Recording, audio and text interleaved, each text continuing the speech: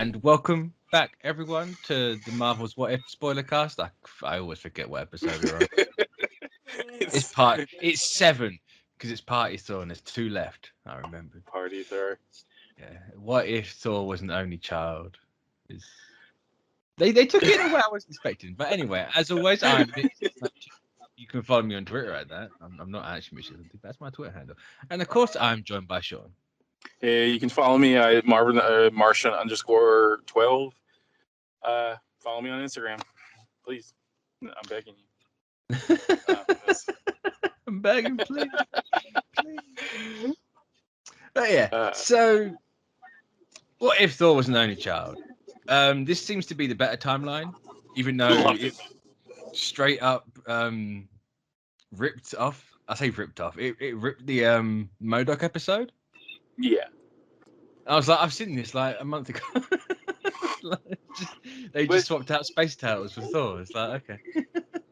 But I think this worked a little bit better, in my opinion. Like, I love the MODOK thing. I might be the only person out there that really love that show. Crying shame, very crying, but like. I say the people that saw it are very few and far between. It's just like, oh, well, okay. It's just so weird. That show is gonna. I think it's gonna be appreciated more eventually. I think a lot of people are just trying to figure out what that show is about. Yeah, I think it was. I think it was very like the whole robot chicken angle is very niche as it is. It's MODOK for a second one, of all people. I think thirdly as well, the whole. We're like the Hollywood the Hollywood curtains like pulled back a little bit.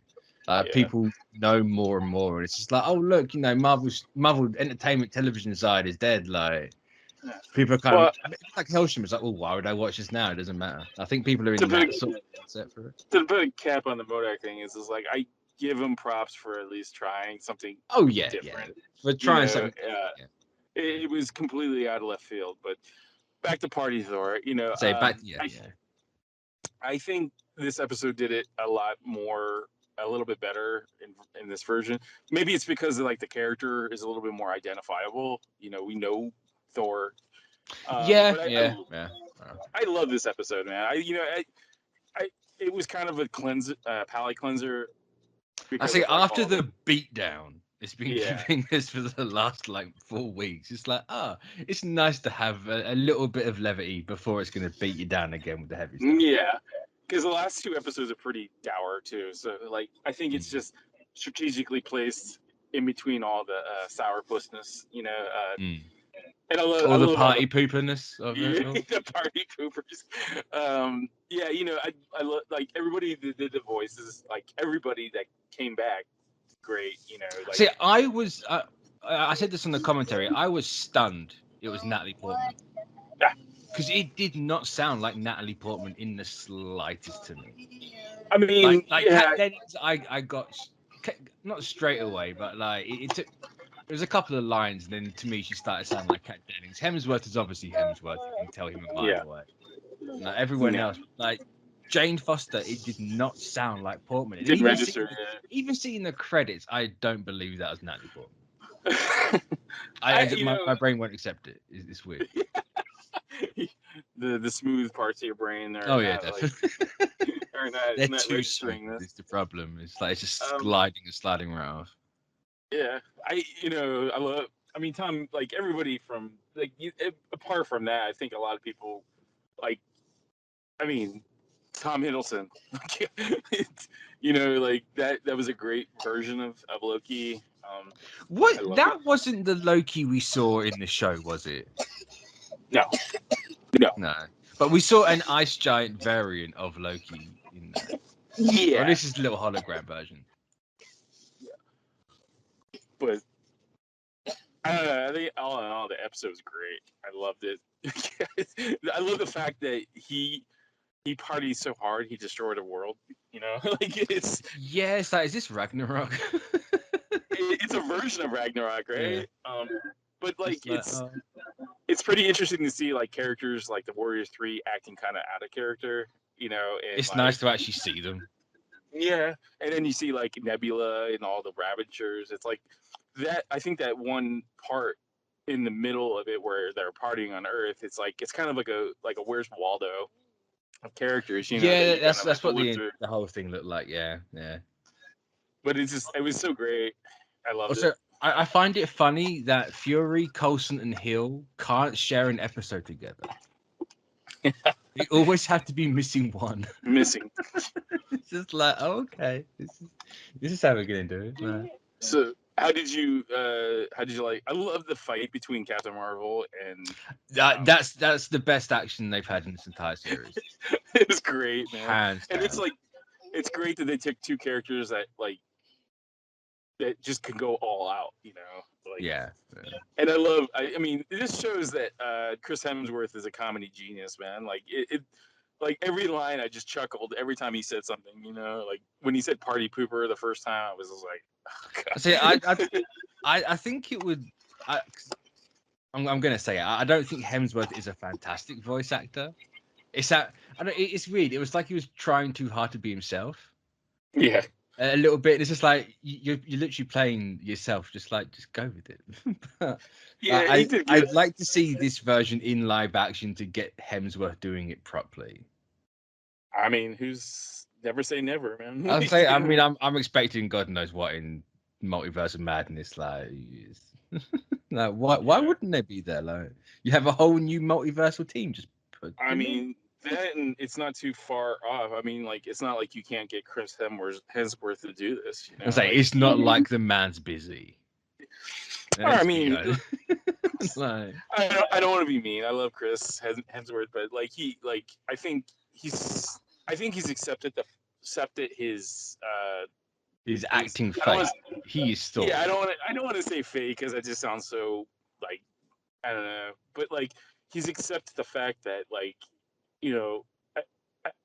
I think he's accepted the fact that he is Thor, in a way, and it's like Thor is what made him who he is and where he is at now, and he's showing appreciation by doing these movies, but it's also good to see them allowing him to just be, instead of being that, because you look at Thor, then you see Thor the Dark World, and then you see Ragnarok. It's a completely changed, and it feels like Ragnarok was more natural because that's who he is, that's how I think that's how his more comfort zone of his acting skills. Yeah.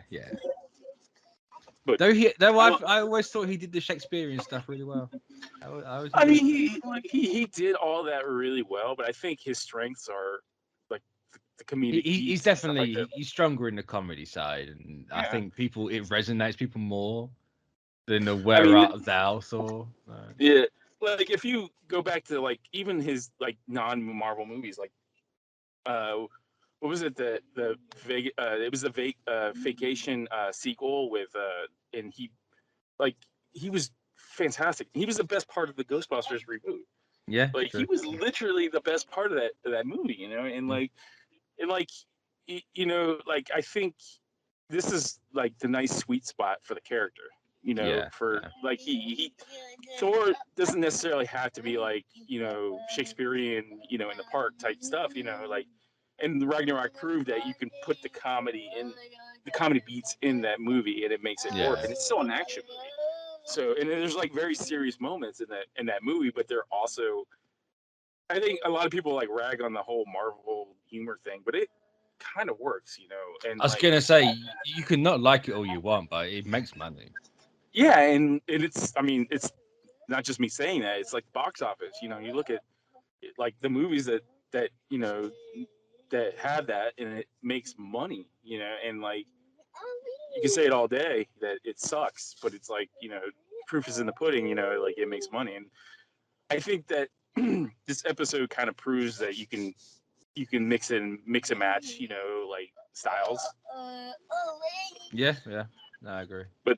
And this is the first time I seen the episode in a 75-inch TV we just bought, and it's nice. beautiful. The animation's gorgeous. I love it. So the anime, I say it every week. It gets better every episode. Yeah. Easily But better every episode. Was it ever jarring to see Thor act that way? No, not after Ragnarok. No. It was kind of an extension of that, right? I love the Grandmaster. It felt very in line with like kind of like where he is. The Grandmaster, it was not. It's kind of. It was not. I don't want to say jarring. I think just it was weird seeing the amount of just like Easter egg characters, like little. Yeah. It's like, okay, so if Thor was an only child, he'd literally know everyone in the galaxy. Like it would kind of make sense. You know, yeah. Like, well, I mean, if he's like the most partiest guy in the world in the galaxy, yeah. Like everybody's like. I'm surprised I didn't see Ego in there. I was waiting for it. I was waiting for it. I mean, but I love the Grandmaster because it like kind of fits the character, like the scenes with him in it, like where they were on that, like him and that lady are on the scoots. Yeah, I feel like I think that's exactly what Jeff Goldblum would probably suggest. Yeah, I can. That's just an episode of Jeff Goldblum. Yeah. Or the world according to Jeff Goldblum. Jeff Goldblum. Episode, like, he's a treasure, okay? He's a national treasure, yeah. But I'm not impressed, Disney, that you have cut episodes from the world according to Jeff Goldblum. Like the episode count for season 2 is shorter. I am not impressed with that. Yeah. I understand there's a pandemic going on, but I would have waited longer for more episodes. Yeah, he's a national treasure. You also like. This gives you a look that like all these realities aren't really connected in a way because like you see Nebula and she looks like the MCU version of Nebula. Yeah, that's kind of like the beautiful point of multiverse, isn't it? It's like you can infinite possibilities. Like you can be slightly different. You can be exactly the same. Like the Loki show, it told you straight up that a variant can look the same. It can look wildly different. Like just because it looks the same doesn't mean it is the same. Right? That's just like it's how multiverse works. You can have literally any idea you want. Yes. I can't remember. Was Star-Lord in there somewhere, or was it just? I don't remember seeing Star-Lord. There was Drax, Yondu, Mantis, Nebula. I don't. Rocket was in there. Rocket was because he was the rabbit in the sink. You're right. And he was like passed out at the end. Yeah. Star-Lord and Gamora weren't there. I find it funny that Darcy gets married to Howard the Duck, though. Yeah, there's something very Howard the Duck movie about that. Now Darcy's Mrs. the Duck. It's like bestiality in this episode.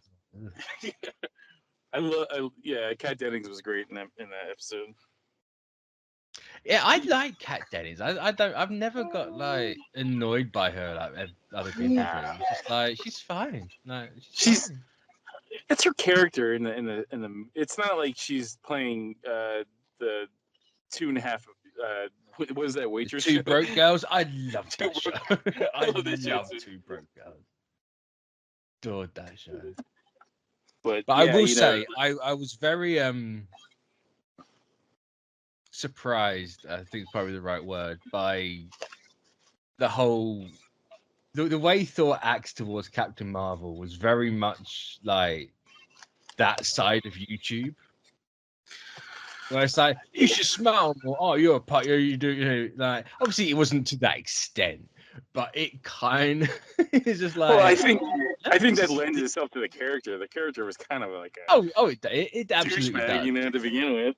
Absolutely does, but it just I don't know. I couldn't help but think, like, you should smile more. You should do all this, and I'm like, like, I get they're not embracing it and saying it's like they're not justifying it, but no, dumb people on that side are gonna take it as a justification. Like you can feel it.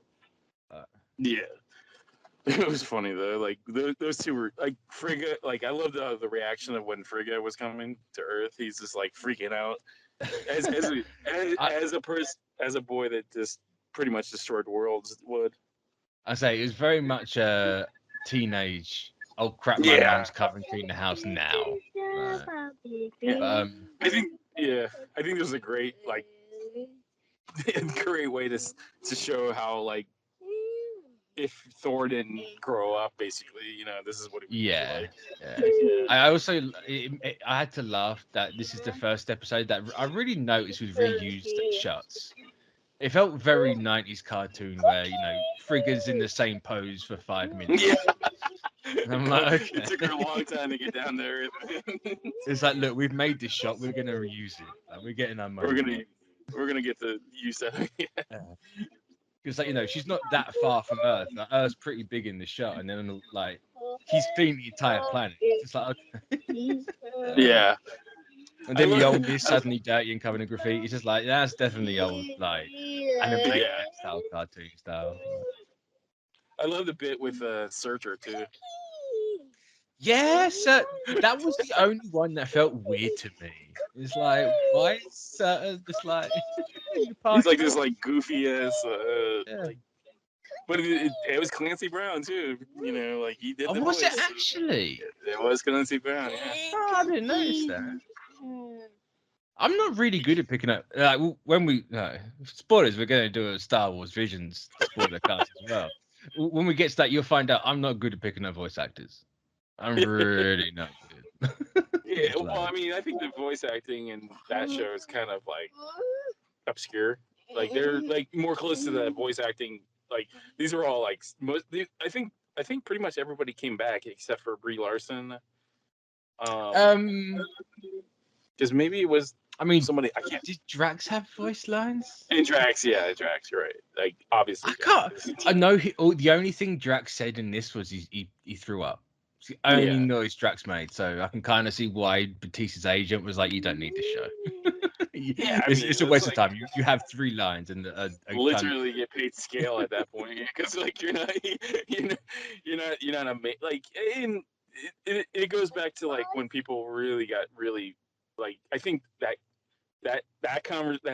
article got a little out of like control, because it's like there's context behind all that, like why would you bring back and pay him like $30,000 for 3 lines in a series, like if you're gonna pay someone their asking price, then you're gonna be using that character a lot, and if you're not, then you're like no actor like him is gonna be, he doesn't want to be paid scale for 2-3 lines, even if it is calling it through a phone, like that's still time for him, so I don't know, there's like I said, there's reasons why like some of these people didn't come back.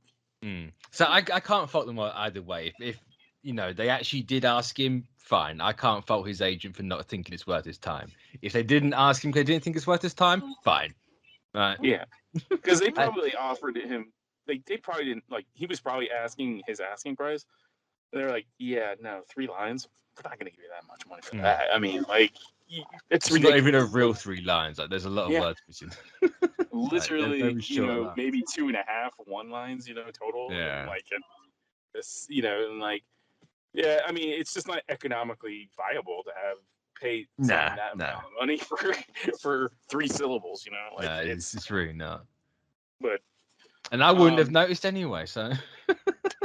Yeah, I mean, if he didn't say anything in the article, you probably wouldn't have known, unless you read the. I say I would have found out after the fact because people would always post like credits and be like, "Oh, look, it was this person playing." It's like, okay. Yeah. I mean, again, like if you're gonna pay someone that amount of money, they're gonna use that character more, not 3. Exactly. But no, I enjoyed this episode. It was a nice it was a nice break, and I thought it's probably the only one that ended with a cliffhanger, or they all end with cliffhangers essentially for the most part. But it's the only one that's justified because obviously it's setting up what's happening for the next thing. Well, I guess something to tell you offline about that. So. I guess something to tell you off the air about that. But I love this ending. It sets up the Ultron Vision thing. Like the only thing I want to know who's doing the voice. Because it's a weird situation. Is it Vision? So do you get Bettany back, or is it Ultron? So do you get Spader back, or the guy who? It's not Spader. It's not Spader. Ah, damn it! I was hoping it'd be Ultron. Spoiler. I'm sorry. I mean, in fairness, I was expecting to be Bettany because obviously it's Vision and you can see Vision's face. But part of me was like, I just want Ultron. Yeah. Give me Ultron. I mean, you know, it would be interesting if they took the two voices and modulated together. You know, because that'd be fantastic. I mean, that would make sense, and that it would be kind of interesting. Yeah. Like even if it was the guy that did Ultron in the that VR AR ride thing that he did. Yeah. That was apparently quoting canon, even though it clearly wasn't, because they're never going to reference the giant Ultron walking around. Ultron's dead. How's this canon? No. Well, so bring Ultron back, like, please, Marvel, bring him back. I mean, he is a robot, though. Like, is he truly dead? Like, he's a. All you got to do is just say one body lived. He had a backup. Like, why would this robot be dumb? Right or there. I mean, if you go back to the old episodes of us talking about like continuing the when we were doing like the what we do with like the shows, you know. I mean, taking it as an AI, you know, and just bringing it back to what he was before, you know, in Age of Ultron. That would be. I mean, look, it's again, you can't. Can you really kill Ultron? Like you can't. No. I don't think so. I don't think so. I think he's always there. If there's a computer, there's Ultron. You know, like he's. You know, I mean, I don't know. We'll see. See what the future holds. Ultron is forever. Unless Feige says no, then somehow the only one who can defeat Ultron is a Feige. once God King Feige says it's it's true. Sorry. I look forward to the replacement who brings Ultron back. Probably won't be in my lifetime, but I look forward to it. Maybe we'll have AI and we can actually see it. You know. I mean, if I can get Ultron in real life, that's fine with me.